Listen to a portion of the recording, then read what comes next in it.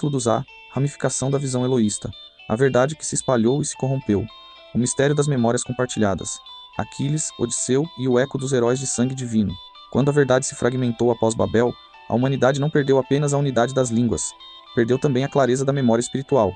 E, no lugar da revelação, restou uma lembrança quebrada, uma lembrança que continuou viva, mas já sem pureza, sem centro, sem a voz original de Deus para ordená-la. É por isso que, em tantas culturas antigas, surgem figuras que habitam uma zona intermediária entre o humano e o divino, gigantes, semideuses, reis sacralizados, guerreiros excepcionais, homens de renome e de força sobre-humana. Os Nefilins, em Gênesis 6, não aparecem como heróis gloriosos de uma tradição heróica. Eles surgem como sinal de corrupção, violência e desordem. Ainda assim, sua presença ajuda a explicar por que tantas narrativas posteriores preservam ecos de seres extraordinários, tocados por uma grandeza que parece ultrapassar a condição comum do homem. É nesse ponto que figuras como Aquiles e Odisseu se tornam particularmente reveladoras. Aquiles, na tradição grega, é o herói da força, da glória militar e da bravura quase invencível. Sua figura carrega a marca do homem superior, do guerreiro cuja origem está envolta em elementos extraordinários e cuja existência parece atravessada por algo maior do que a simples humanidade. Ele representa o anseio antigo por um homem que não pertença totalmente à terra, alguém que seja, ao mesmo tempo, admirado, temido e lembrado como exceção. Odisseu, por sua vez, não é apenas o herói da força, mas o herói da astúcia, da travessia, da jornada, da luta contra o caos e do desejo de retorno à pátria. Na Odisseia, o homem está sempre em caminho, está sempre entre mares, monstros, provações e deuses. Ele é uma imagem poderosa da humanidade perdida, inteligente, resistente, mas ainda peregrina, ainda fragmentada, ainda longe de casa. E é exatamente aqui que o paralelo se torna interessante. Tanto os nefilins quanto os heróis homéricos expressam uma mesma sede humana, a de tocar o transcendente. A diferença é que, enquanto a Bíblia apresenta os nefilins como fruto de uma ruptura e de uma corrupção espiritual, a épica grega transforma esse mesmo impulso em beleza narrativa, glória poética e ideal heróico. Ou seja, o que em Gênesis aparece como profanação, em Homero aparece como admiração. Mas, em ambos os casos, a humanidade está dizendo algo profundo. Sentimos que houve algo acima de nós, algo perdido, algo grandioso, que não sabemos mais nomear com clareza. A mesma lógica continua viva nas culturas posteriores. Roma herdou e adaptou esse imaginário. O mundo nórdico também o preservou sob a forma de guerreiros, destinos trágicos e conflitos cósmicos. E até mesmo a cultura contemporânea continua repetindo esse padrão em novas roupas, super-heróis, semideuses modernos, homens que voam, lutam, salvam mundos e carregam sobre si uma missão que excede o comum. Não é por acaso que o público continua fascinado por essas figuras. Elas tocam uma memória antiga do coração humano. A humanidade ainda pressente que foi feita para algo maior do que a mediocridade, maior do que a queda, maior do que a matéria. Mas, sem revelação, essa fome de transcendência se converte em mito, entretenimento ou idolatria. Por isso, Aquiles, Odisseu e os heróis modernos não devem ser lidos como equivalentes aos nefilins, mas como formas diferentes de expressão do mesmo vazio espiritual. O homem tentando lembrar, em linguagem poética e simbólica, que foi feito para o alto, embora já não saiba mais subir sozinho. E aqui o contraste com Cristo se torna absoluto. Porque, enquanto os heróis antigos são apenas sombras de grandeza, e enquanto os nefilins testemunham a corrupção da fronteira entre o santo e o profano, Jesus Cristo é a única união verdadeira entre o céu e a terra. Ele não é um semideus, não é um herói lendário, não é uma figura simbólica nascida da imaginação humana. Ele é o Verbo eterno que se fez carne. Nele, o divino não foi corrompido ao tocar o humano. Nele, o humano não foi exaltado artificialmente até o divino. Nele, o céu não se misturou em desordem com a terra. Nele, a união foi santa, perfeita e redentora. Assim, Aquiles, Odisseu, os semideuses antigos e os heróis modernos podem ser lidos como ecos distantes de uma humanidade que perdeu a revelação, mas ainda conserva memórias fragmentadas da grandeza. Os nefilins, por sua vez, mostram o lado sombrio dessa mesma memória, a grandeza sem santidade, o poder sem pureza, a altura sem obediência. Cristo é a resposta final a tudo isso, não apenas o herói maior, mas aquele em quem a verdade, finalmente, deixou de ser mito e voltou a ser presença. A lembrança que permaneceu em toda a terra. Porque praticamente todas as culturas antigas, do Egito à China, da Grécia e dos Maias aos Vikings, têm histórias de um grande dilúvio. Porque povos que nunca se encontraram compartilham a memória de uma era de ouro perdida. Porque tribos isoladas na Amazônia, nas montanhas do Himalaia e nas ilhas do Pacífico falam de um grande Criador que fez todas as coisas. Por que a humanidade inteira parece lembrar de algo que esqueceu?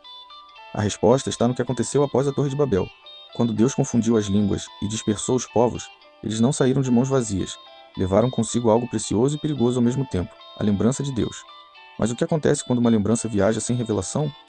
Quando a verdade se espalha sem o autor da verdade para guiá-la? Ela se fragmenta, se corrompe, se multiplica em 1000 versões distorcidas, e é exatamente isso que vamos explorar neste capítulo. Adendo. De onde vieram os Nefilins? Bom, se os Nefilins não são simplesmente personagens da mitologia, como Aquiles ou tantos outros semideuses, então a pergunta fica ainda mais importante: o que realmente a Bíblia diz sobre a origem dos Nefilins? Para compreender exatamente como a corrupção se alastrou e de onde surgiram os Nefilins, precisamos voltar às duas linhagens que nasceram de Adão: a linhagem de Caim, a linhagem da corrupção. De Caim veio uma linhagem que se afastou de Deus, construiu cidades, viveu por sua própria força e sem a presença do Senhor. O auge dessa degradação chegou com Lameque, homem violento, assassino, que exaltava a própria força e vivia sem temor algum. Foi essa linhagem que se tornou símbolo de orgulho, independência de Deus e crueldade. A linhagem de Sete, a linhagem que invocava o nome do Senhor. Do outro filho, Sete, nasceu uma linhagem que preservou a memória de Deus. Com Enos, filho de Sete, a Escritura diz que se começou a invocar o nome do Senhor. Essa linha guardou a revelação, a adoração e a lembrança do Criador. Era a linha que permanecia fiel. O encontro que destruiu a diferença 51. Com o tempo, os filhos de Sete, a linhagem fiel, viram que as filhas de Caim eram atraentes e casaram com elas. Foi esse casamento entre a linhagem que devia permanecer santa e a linhagem corrompida de Caim que gerou a mistura proibida. A linha fiel se contaminou com a linha da maldade. A revelação se misturou com a corrupção, e dessa união nasceram os Nefilins, seres de renome, gigantes, homens de força, mas também fruto de uma mistura profana, corrompida e violenta. O resultado, toda a terra se corrompeu. A partir daquele momento, a corrupção deixou de estar apenas em uma linhagem. Ela se espalhou por toda a humanidade. A linha santa foi contaminada. Já não havia distinção. A Escritura nos mostra o resultado terrível. Viu o Senhor que a maldade do homem se multiplicava na terra e que toda a imaginação dos pensamentos do coração dele era continuamente somente má. Gênesis 6:5. Ou seja, não havia mais ninguém bondoso. O coração da humanidade passou a ter apenas maus pensamentos, o tempo todo. Toda a terra se corrompeu diante de Deus. Sobrou apenas uma família, em todo o mundo, entre todos os povos e linhagens. Só havia uma família justa, que permanecia fiel, a família de Noé. Resumo da linha cronológica: Caim, Lameque, linhagem da violência e do afastamento. Sete, Enos, linhagem que invocava o nome do Senhor. Filhos de Sete se casam com filhas de Caim. Mistura corrompida. Dessa união nascem os Nefilins. A corrupção toma conta de toda a terra. Só existe maldade. Apenas uma família permanece fiel, a família de Noé. Por causa dessa corrupção total, Deus se entristece, envia o dilúvio, e é exatamente isso que vamos explorar neste capítulo, 2001, a lembrança que permaneceu em toda a terra. No capítulo anterior, vimos que a visão eloísta se estende de Gênesis 1 a 11, da criação até a dispersão em Babel. Mas aquela visão não desapareceu quando os povos se espalharam. Ela foi levada a cada continente, a cada ilha, a cada tribo. Quando Deus confundiu as línguas e dispersou a humanidade, eles levaram consigo a memória de Noé e do dilúvio, a lembrança de que existe um Criador poderoso, o conhecimento de que o divino existe e está acima de nós, a consciência de que algo foi perdido, uma conexão, uma harmonia, um paraíso. Essa não é especulação teológica, é fato antropológico. O apóstolo Paulo confirma: todos os povos conheceram a Deus através da criação, mas não o glorificaram como Deus, nem lhe renderam graças. Seus pensamentos se tornaram fúteis e seus corações foram obscurecidos. Trocaram a glória do Deus único por imagens e criaturas. Essa é a história da ramificação da visão eloísta em uma frase: a lembrança permaneceu, mas o conhecimento vivo se perdeu. 2 de fevereiro. As evidências que confirmam a dispersão. A Bíblia não é o único testemunho dessa dispersão. A história, a arqueologia e a antropologia confirmam que algo extraordinário aconteceu, algo que deixou marcas em toda a humanidade. Evidência 1. A memória universal do dilúvio. Mais de 200 culturas ao redor do mundo, que nunca tiveram contato entre si, preservam narrativas de um dilúvio global que destruiu a humanidade, exceto uma família que foi salva em uma embarcação. Isso não é um detalhe isolado. É uma lembrança espalhada por toda a terra. Mesopotâmia, épico de Gilgamesh, Utnapishtim sobrevive em uma arca. Grécia, mito de Deucalião e Pirra, sobrevivem em um barco. China, lenda de Gun Yu, uma grande inundação cobre as montanhas. Índia, Matsya Purana, Manu é salvo por um peixe gigante. Povos nativos da América do Norte, lendas de uma grande inundação. Cisanto, povos da Oceania, histórias de águas que cobriram a terra. Como explicar isso? A resposta mais coerente é esta: todos descendem de sobreviventes do mesmo evento, exatamente como a Bíblia descreve. O dilúvio, portanto, não é apenas uma narrativa religiosa dentro de um povo específico. Ele aparece como uma memória humana universal, ainda que fragmentada, deformada e reinterpretada ao longo dos séculos. Evidência 2. O conceito de Deus Supremo.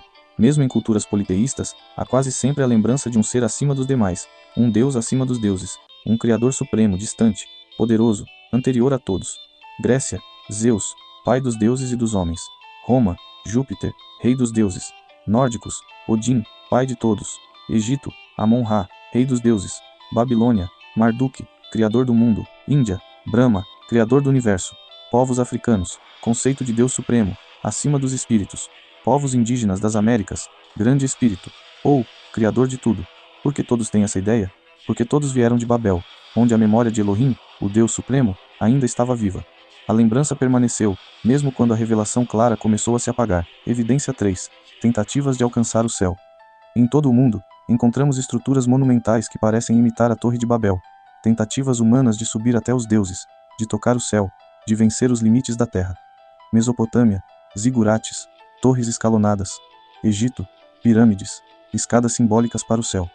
México, pirâmides maias e astecas. Camboja, templos de Angkor Wat. China, pagodes e templos nas montanhas. Todas essas construções refletem, em maior ou menor grau, a mesma ideia. O homem tentando alcançar o divino pelas próprias forças. Eis a marca de Babel. A humanidade não quer apenas lembrar de Deus. Ela quer subir até ele sem se submeter a ele. 2003. Como a verdade se fragmentou. Mas se todos os povos levaram a lembrança de Deus, por que o mundo se encheu de tantos deuses diferentes?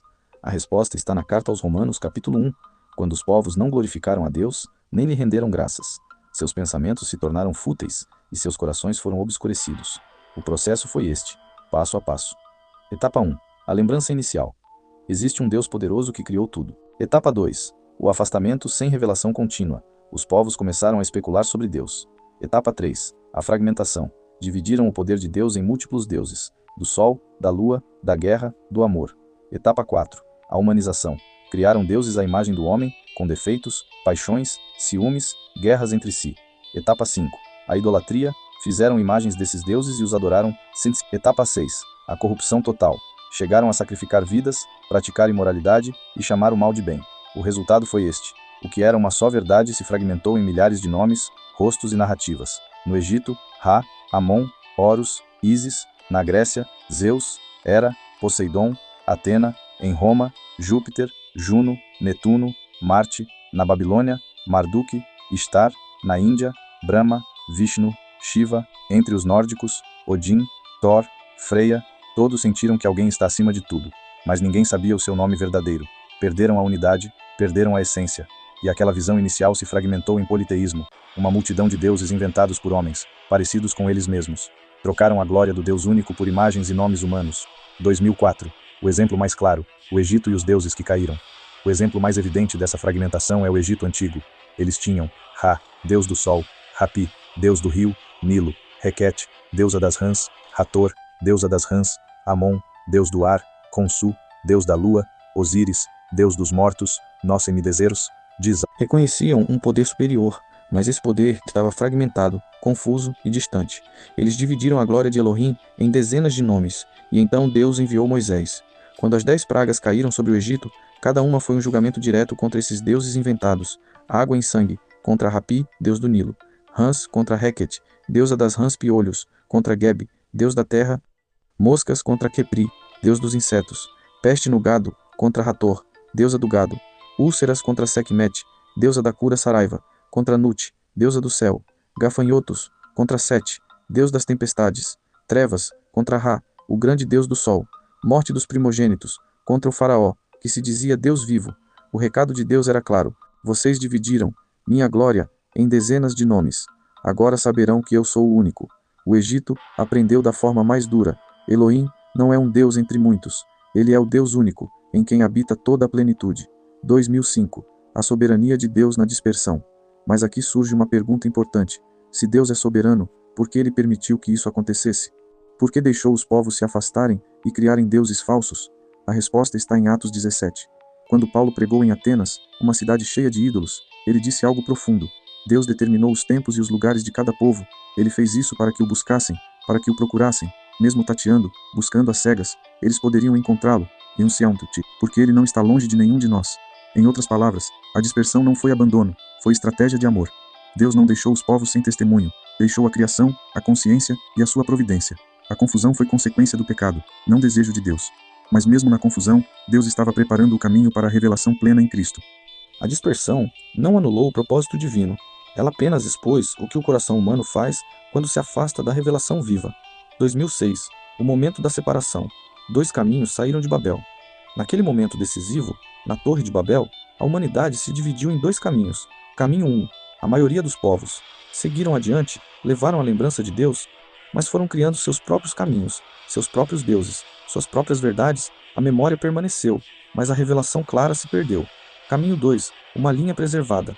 Deus manteve um caminho santo, de Noé a Sem, de Sem a Terá, de Terá a Abraão, e a Abraão, ele disse: Eu te farei conhecer o meu nome, eu te darei a minha aliança, eu serei o teu Deus, e o Deus da tua descendência.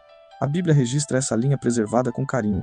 Todos os povos lembraram que existe um Deus, mas só Abraão ouviu quando ele chamou pelo nome. 2007. Por isso a visão já vista era tão diferente. Foi justamente para tirar a humanidade dessa confusão, para devolver a clareza, que Deus resolveu se aproximar de forma pessoal e relacional. Ele não queria mais ser apenas o Deus poderoso e distante, lembrado vagamente por povos espalhados. Ele queria ser conhecido por nome. Ele queria ser reconhecido como o Deus de Abraão, o Deus de Isaque, o Deus de Jacó. Ele queria ser chamado de Javé, o Senhor que está presente, que fala, que ouve, que se relaciona, que faz aliança eterna. Veja o contraste claro, e foi assim que de um homem só, Deus começou a restaurar o que se havia perdido entre todas as nações. Enquanto o mundo inteiro se afastava e inventava deuses, uma pequena família começou a conhecer aquele que é o Deus de todos e que deseja ser conhecido por todos. 2008. A esperança para todos os povos. Mas aqui está a boa notícia. A história não termina na fragmentação. Se todos os povos levaram a lembrança de Deus, então todos têm uma semente de verdade, por mais distorcida que esteja. E o Evangelho não é uma imposição estrangeira, mas o cumprimento daquilo que eles sempre buscaram no fundo da alma. Paulo usou essa sabedoria em Atenas, diante do altar ao Deus desconhecido. Ele reconheceu que eles buscavam a Deus, identificou a semente de verdade na sua religião. Proclamou: Jesus Cristo é o cumprimento dessa busca, é o Deus que vocês buscam sem conhecer. Essa é a esperança missionária. O cristianismo não destrói culturas, ele redime, eleva e completa o que estava fragmentado. Ele não apaga a lembrança de Deus, ele a restaura à sua plenitude original em Cristo. Cada povo que ouve o Evangelho está na verdade reencontrando aquele que seus antepassados conheceram em Babel, mas agora de forma clara, pessoal e definitiva em Jesus. 2009. O que isso significa para nós hoje? Você pode estar pensando: tudo bem, entendi a história antiga, mas o que isso tem a ver comigo? Tem tudo a ver, porque a ramificação da visão eloísta não é apenas um fenômeno do passado, ela ainda acontece hoje. A humanidade continua repetindo, em novas formas, o mesmo movimento antigo, recebeu uma lembrança de Deus, mas perdeu a clareza da revelação. E isso aparece de muitas maneiras ao nosso redor: sincretismo religioso moderno. Eu acredito em Deus, mas também em energia, karma, reencarnação.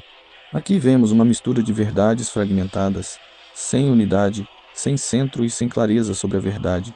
É a memória de Deus diluída em crenças misturadas, espiritualidade sem religião. Sou espiritual, mas não religioso. Reconhece o divino, mas rejeita a revelação pessoal de Deus. Percebe o alto, mas não quer se submeter ao Deus que fala e chama. Politeísmo prático moderno. 130. Hoje não adoramos estátuas de Zeus, mas continuamos dando o lugar de Deus ao dinheiro, à fama, ao prazer, ao sucesso, à ciência, à política.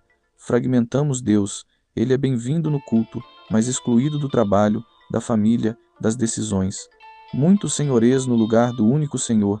Todos os caminhos levam a Deus. Relativismo que esquece que Deus se revelou de forma única e definitiva em Jesus Cristo. Confunde sentir algo divino com conhecer o Deus vivo. Torres de Babel modernas, alcançar o céu sozinho. Tentativas de se salvar por mérito, por bondade própria, por esforço moral, por conquistas espirituais. No fundo, eu posso chegar a Deus sem precisar da sua graça em Jesus. A velha tentativa de subir sem deixar Deus descer até nós. Perguntas para reflexão. Cite 703. Antes de prosseguir para o próximo capítulo, reserve alguns minutos para refletir. Você consegue identificar fragmentações da verdadeira cultura ao seu redor, onde as pessoas reconhecem Deus, mas de forma distorcida ou incompleta? Quais são os deuses modernos que nossa sociedade coloca no lugar do Criador? Dinheiro, fama, prazer, sucesso? Como você pode ser parte da linha preservada que leva a verdade adiante? Como ajudar outros a passar da lembrança de Deus para o conhecimento vivo e pessoal dele? Há áreas da sua vida onde você fragmentou Deus, onde você o aceita em momentos de oração, mas não deixa ele governar o dia a dia? Como você pode usar essa semente de verdade nas pessoas ao seu redor para apresentar Jesus, como Paulo fez com os atenienses? Anote suas reflexões. Ore pedindo que o Espírito Santo ilumine o seu entendimento e prepare-se para o próximo passo dessa jornada extraordinária. Encerramento do capítulo. No próximo capítulo, vamos abrir uma nova porta gloriosa, a visão já vista. Quando Deus deixou de ser apenas o Deus poderoso e distante, se revelou como Javé, o Deus pessoal, amigo, que faz aliança e caminha ao lado dos seus. Fim do capítulo 2.